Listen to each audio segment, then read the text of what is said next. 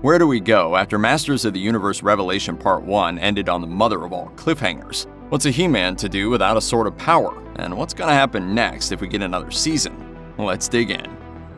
Revelation Part 2 kicks off by briefly exploring Teela's backstory. Teela's mother is revealed to be none other than the sorceress of Castle Grayskull, who couldn't stay to raise her daughter with man-at-arms because of her duty as the new sorceress. She's clearly distraught over the thought of not being with her daughter, but she paints a magical protection charm on her which will activate when she needs it the most. Meanwhile, with Skeletor wielding the Sword of Power, he has everything he's ever wanted and begins turning the Eternian citizens into a mindless zombie army. It's this dire situation that forces Prince Adam to try a radical solution.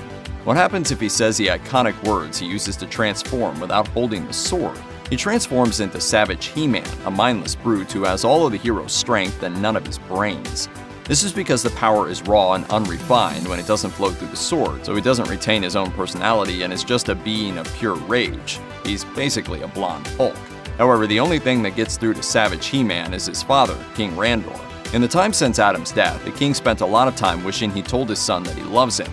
Now that he's alive again, the king finally tells him that to his face. It's those words that bring Adam out of his Savage He-Man persona at Point Dread. I haven't told you I loved you, and I never told you I'm proud of you. After coming into power, one of Skeletor's first acts of business is to make Evil-Lyn the new sorceress, which she isn't exactly pleased about because this keeps her locked away in Grayskull. Although Skeletor gives her access to the entire universe, she's still not happy that he keeps using her as a tool rather than as an ally. It's difficult for Lyn, especially since she's been with Skeletor most of her life. But ultimately, Skeletor's own short-sighted goals make her realize that she can do so much better. He waxes lyrical about wanting to kill He-Man once and for all, and it's here she comes to the realization that Skeletor has no real ambitions for the rest of the universe, outside of his eternal battle with Prince Adam. Then what? What do you mean, then what? I killed this version of He-Man too. She even points out how dim-witted Skeletor really is, as she seduces him to distract the villain so she can take the Sword of Power for herself. Evil-Lyn takes a chance to transform into an ethereal, omniscient warrior. However, Lyn is forced to see all the universe at once and makes the decision that she should use her powers to snuff out every living thing. One of the most surprising moments in the series sees Skeletor surrender to the Eternian forces, offering to team up with Prince Adam to stop Evil-Lyn. Hang on, did the Lord of Snake Mountain actually put the greater good ahead of his own desires for once? Now that's character development. Still, the skull-faced baddie is obviously aware that if Lyn wipes out the universe, he'll have his own power stripped away from him. So it is more about self-preservation rather than selflessness. Unfortunately, even their team-up isn't enough to simply put a stop to Lyn when she raises the Subterranean Dead as her new army.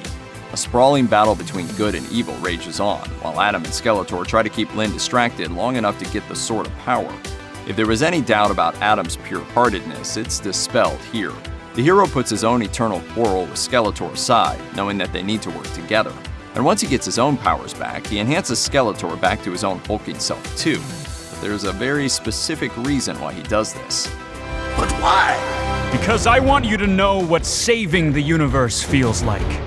Teela is understandably reluctant to embrace her own magical abilities, largely because she's still resentful for the fact that her mother never tried to connect with her all those years fighting for Grayskull. That's on top of the fact that if she becomes the new sorceress, she'll be tied to the castle and will never be allowed to leave. But she tackles all of her concerns head-on, even speaking with the ethereal ghost of the sorceress about how to make the mantle into her own. She refuses to do it the old isolated way, explaining, "Because holding on to the ones I love only makes me stronger." In short, she's relying on the close bond she has with her friends to wield the sorceress's power in a new way, triumphantly saying, "We have the power." And sure, she gets into a flashy fight with Lyn as the two show off their respective abilities, but Teela shows the villain the magnificence of the universe, even convincing her to give up her power. Ultimately, Lyn just needs someone to get through to her softer side. He-Man and Skeletor should definitely take a leaf out of Teela and Lyn's book because they revert back to their typical fisticuffs while the two sorcerers talk it out. But that's all Skeletor wants, to be, quote, locked in an eternal battle. But He-Man isn't down with that. It's not about us! It's a simple line, but he's essentially saying that their ongoing fight means nothing in the grand scheme of things. He-Man hurls the villain into the outer reaches of space, and all is right in the world, at least for now. Eternia rebuilds as it always does, while Lyn puts herself into self-exile in a peaceful location surrounded by the beauty of life. But a final intriguing scene sees Skeletor visit his former acolytes who now worship an AI called Motherboard. This malevolent new entity transforms into a winged robotic giant before plunging several claws into Skeletor and filling him with a technovirus. It doesn't look like it kills him, so this isn't the last of Skeletor. But the robot displays the holographic symbol of Hordak, Skeletor's old mentor.